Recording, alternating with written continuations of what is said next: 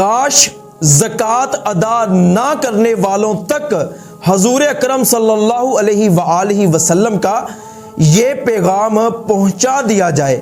نبی پاک صلی اللہ علیہ وآلہ وسلم نے ارشاد فرمایا کہ وہ لوگ جن کو اللہ پاک نے مال دیا اور وہ لوگ اس مال میں سے زکوٰۃ ادا نہیں کرتے تو قیامت کے دن وہ مال ان کے گلوں میں گنجے سانپ کی صورت میں ڈالا جائے گا۔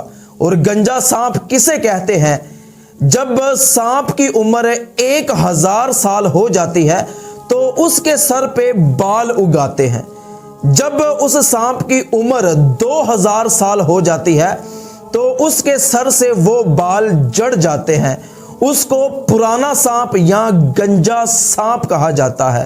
تو فرمایا کہ وہ لوگ جو اپنے مالوں کی زکوٰۃ ادا نہیں کرتے، قیامت کے دن ان کے مال گنجے سانپوں کی صورت میں ان کے گلوں میں ڈالے جائیں گے۔ وہ انہیں کاٹیں گے، ان کی بانچیں کھینچیں گے، کہیں گے کہ ہم تمہارا وہ مال ہیں جن سے تم بڑی محبت کرتے تھے، اللہ کی راہ میں خرچ نہیں کیا کرتے تھے، زکوٰۃ نہیں نکالتے تھے۔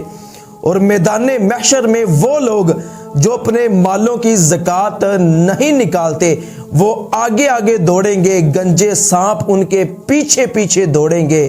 تو میدان محشر والے پہچانیں گے کہ یہ وہ بدبخت لوگ ہیں جو اپنے مالوں کی زکوٰۃ ادا نہیں کیا کرتے تھے۔ تو اللہ پاک سے دعا ہے کہ جتنے بھی مالدار لوگ ہیں جو صاحب نصاب ہیں، اللہ پاک ان کو زکوٰۃ ادا کرنے کی توفیق عطا فرمائے۔ اگر سارے لوگ زکوٰۃ ادا کرنے لگ جائیں تو ہمارے معاشرے سے یقیناً غربت کا خاتمہ ہو جائے گا۔